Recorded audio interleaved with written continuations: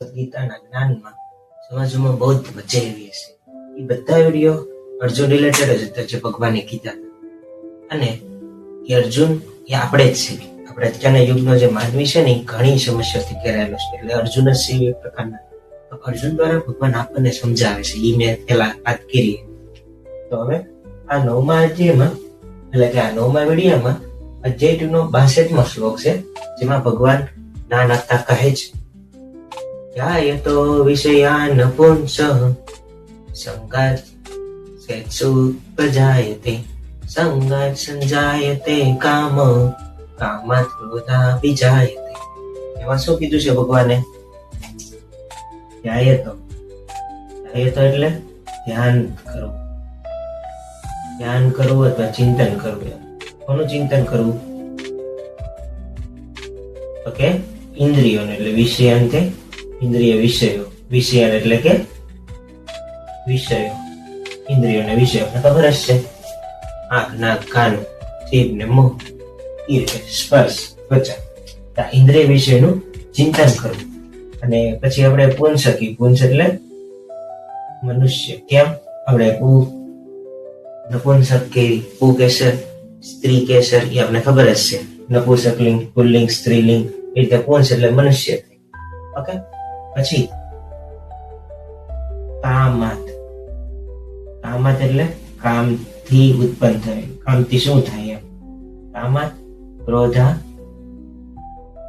ક્રોધા એટલે કે ક્રોધથી. અભિજાયતે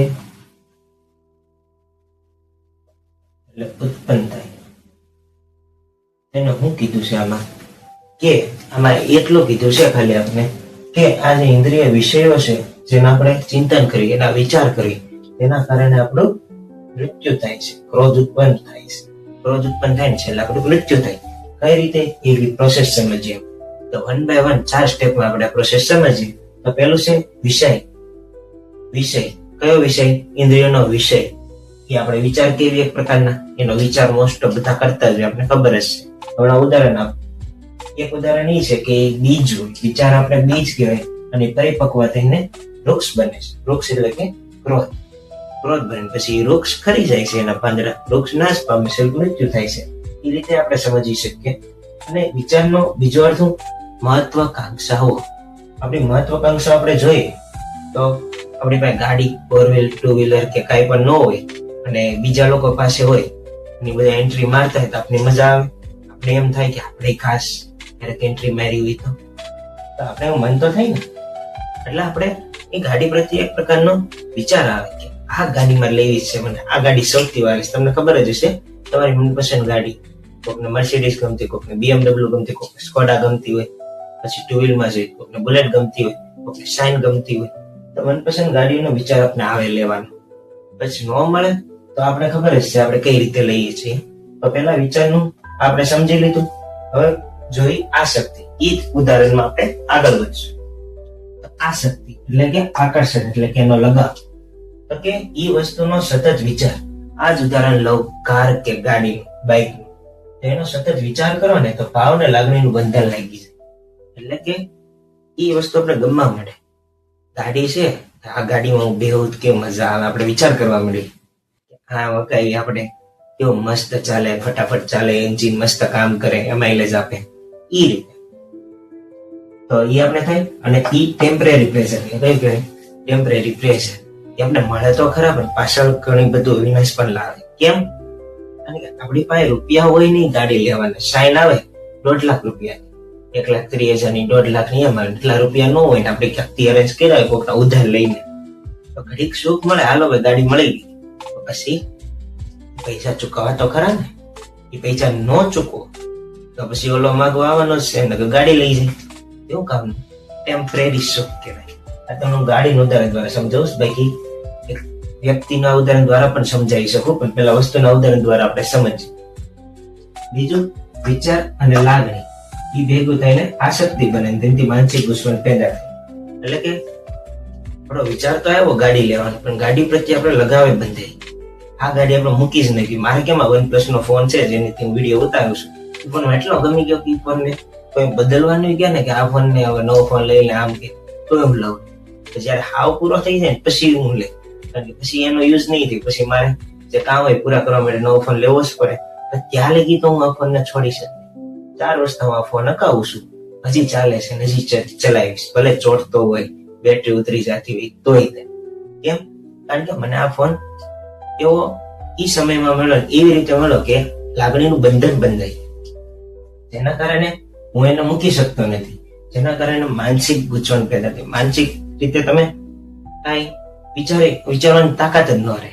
તમે એટલા એના મોહમાં ફસાઈ જાય ને વસ્તુના કે તમે બીજું કઈ વિચારી જ ન શકો કે આ ફોન ટેમ્પરરી છે, આ જાય બીજો આવશે, એવું તમને વિચાર એટલે ગૂંચવણ થાય પ્રકારની. એમ કીધું છે. પછી આપણે જોઈએ, આ 2 તો જોઈ લીધું.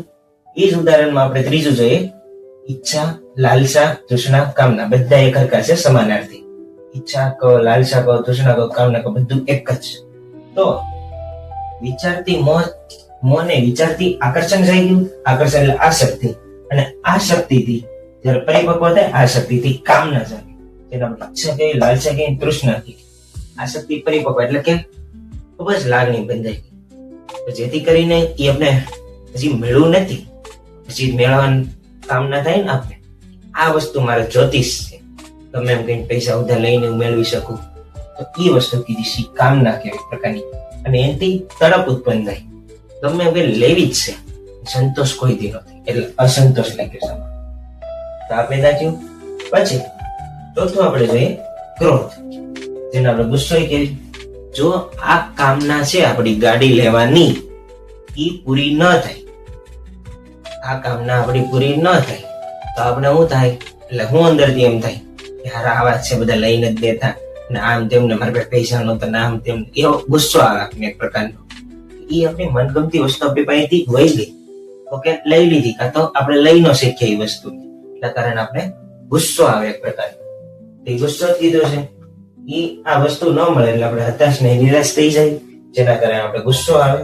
અને ગુસ્સા આ ક્રોધના કારણે જ થાય, ક્રોધનો વિસ્ફોટ થાય. ક્રોધનો વિસ્ફોટ થાય એટલે આપણે ખબર છે પ્રાથમિક વિદ્યા આપણી જે મગજની નાશ પામે, જેથી કરીને બુદ્ધિ સરખું કામ ન કરે. બુદ્ધિમાં 2 વિદ્યા આવે, પરાવિદ્યા, અપરાવિદ્યા. અપરાવિદ્યા એટલે કે વિચારની શક્તિ, જે વિચારની બુદ્ધિ હોય, એ પરાવિદ્યા એટલે વિવેકની બુદ્ધિ. તો આપણો વિવેક જે છે ને, પરાબુદ્ધિ, એ નાશ પામે, જેના કારણે સાચું ખોટું આપણે નિર્ણય કરી ન શકીએ.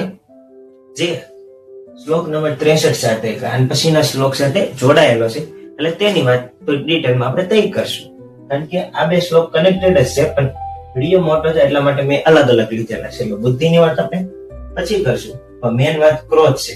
ક્રોધના કારણે છેલ્લે નાશ થઈ જાય એટલું અત્યારે સમજવાનું. પછી બીજા 4 પેરામીટર છે. આ 4 કેમ છે, એવી રીતે બીજા શ્લોકમાં એવી રીતે 4 છે ટોટલ, જેના કારણે લાસ્ટમાં મનુષ્યનું પતન થઈ જાય. તો પેલા આપણે એટલું જોઈએ. તો આટલી આ 4 વસ્તુ છે, તેમાંથી આપણે સાર શું નીકળો. પેલો તો ક્રોધ નું જોઈ લે. ક્રોધ શું કહેવાય? શાંતિનો શત્રુ. ક્રોધ જ અશાંતિ લાવે. શાંતિ હોય ના ઝઘડા પેદા થાય એટલે ક્રોધ આવવાનો છે, અશાંતિ લાવે, એટલે શાંતિનો શત્રુ ક્રોધ, એટલે કે અશાંતિ કહેવાય. પછી આપણે જોઈએ કે આનો સાર આખો. સારમાં શું કીધું છે? બાહ્ય ઝઘડાઓને નિયંત્રિત કરતા પહેલા આપણે આંતરિક ઝઘડાઓને નિયંત્રિત કરવા જોઈએ. એટલે કે આપણે બહાર બધે સોલ્યુશન દેતા પડતા હોય, તો આપણી જીવનમાં એ પ્રોબ્લેમ આવતી હોય અને આપણે એનું સોલ્યુશન લાવી શકતા ન હોય, તો આપણે બહાર જ્ઞાન નું ફાયદો, બહાર એ સોલ્યુશન લઈ નું ફાયદો. જ્યારે આપણા જ ઘરમાં આપણે જ તે ખુદ સુધરતા ન હોય. એટલે તમે એ પણ વિચાર આવતો હશે કે હું આ વિડીયો નું જ્ઞાન દઉં છું, હું આ ફોલો કરું છું, તો કે હા હું આ વસ્તુ ફોલો કરું છું. ફોલો કરતો હોય ને તે જ આ વિડીયો બનાવું છું. એટલે સાથે મળીને આપણે ફોલો કરવાનું છે. હું કરું, તમે કરો, બધા કરવી સાથે, જેથી કરીને બધા એક સાથે ગ્રો કરવી અને આગળ વધવી. તમારી અંદર અને મારી અંદર સારા વિચાર નિર્માણ થાય. ઓકે, તો આ રીતે આપણે આંતરિક ઝઘડાઓને પણ નિયંત્રિત કરવા જોઈએ. એટલે મનના ઝઘડા, મનની અંદરની દુનિયાના જે ઝઘડા હોય ને એ, પછી મન અને તેના વિચારો પર આપણે વિજય મેળવી શકીએ છીએ. પણ એના માટે શું કરવું પડે? ઇન્દ્રિયોના વિષયોને કાઢવા પડે, દૂર ભગાડવા પડે, જે ડિસ્ટ્રેક્શન આપણે કીધું. તેના માટે શું કરવું પડે? વૈરાગ્ય જગાડવો, અભ્યાસ કરવો. જે આપણે તલવાર આપણે આગલા લેક્ચરમાં આપણે ભણી ગયા છીએ, પહેલાના લેક્ચરમાં. જે પહેલા 6ઠો 5મા વિડીયો છે ભગવદ ગીતાનું, એમાં મન વિશે વાત કરી, ચંચળ મનને વશમાં કરવાનું, અભ્યાસ ને વૈરાગ્યની તલવાર. યાદ આવ્યું ને? આ બસ ઈ તલવારથી જ બે તલવારથી મનને વશમાં કરી શકે. અને બહુ ડિટેલમાં વાત નથી કરતો, કારણ કે આગલા લેક્ચરમાં મેં આ વાત આખા લેક્ચરમાં કરેલી છે. ઓકે, એટલા માટે જો આ મન ને તેના વિચાર પર વિજય મેળવી, આ જે મૂળ જળ છે વિચાર, એની ઉપર વિજય મેળવીને તો આપણે આ ચક્રમાંથી મુક્ત થઈ જાય. અને બધા જે વિકાર છે, કયા વિકારો? કામ, ક્રોધ, લોભ, મોહ, ઈચ્છા, ઈર્ષા, બીજા તેનું પછી કઈ આગલા લેક્ચરમાં. આ 6 વિકાર છે ને, એની ઉપર આપણે નિયંત્રણ લાવી શકીએ, આની ઉપર આપણે વિજય મેળવી શકીએ. આપણે જે કુંડળીની ચક્રો છે ને, એ આપણે જાગૃત કરી શકીએ સાધના કરીને. પછી એની માટે પેલા શુદ્ધ થવું પડે, તો આગળ વધે, નકર વધે નહીં. કુંડળીની ચક્ર તમને ખબર નહીં હોય, હું કહી દઉં છું. કુંડળીની ચક્ર આપણે શરીરના જ હોય. જે ઋષિ મુનિઓ પેલા સાધના કરીને મેળવતા. એમાં પેલું ચક્ર મૂલાધાર ચક્ર, બીજું સ્વાધિષ્ઠાન ચક્ર, ત્રીજું મણિપુર ચક્ર, ચોથું ચક્ર અનાહત ચક્ર, પાંચમું મહાવીર ચક્ર, છઠ્ઠું વિશુદ્ધ ચક્ર, સાતમું આધ્યાત્મિક ચક્ર. આ રીતે ચક્ર આવે. પછી 8મું આવે આધ્યાત્મિક, પછી પૃથ્વી ચક્ર, એટલે પૃથ્વી મંડળ પછી થઈ જાય ચક્રના મંડળ. પછી પૃથ્વી મંડળ માંથી બૌદ્ધ મંડળ, બૌદ્ધ મંડળ માંથી શુક્ર મંડળ, શુક્ર મંડળ માંથી સૂર્ય મંડળ, સૂર્ય મંડળ માંથી મહામંડલેશ્વર માણસ કહેવાય. એટલે ન્યા લગી આ બધા જે પહોંચે ને, એ દેવતા કહેવાય, એક પ્રકારના પિતૃલોક. એ પિતૃલોક છે ને, એ મેન ત્યાં પહોંચે છે. આ વસ્તુ ક્યાંથી કહું છું? નીલગામ મહાગાથા નામની જે સ્ટોરી છે ને, એમાં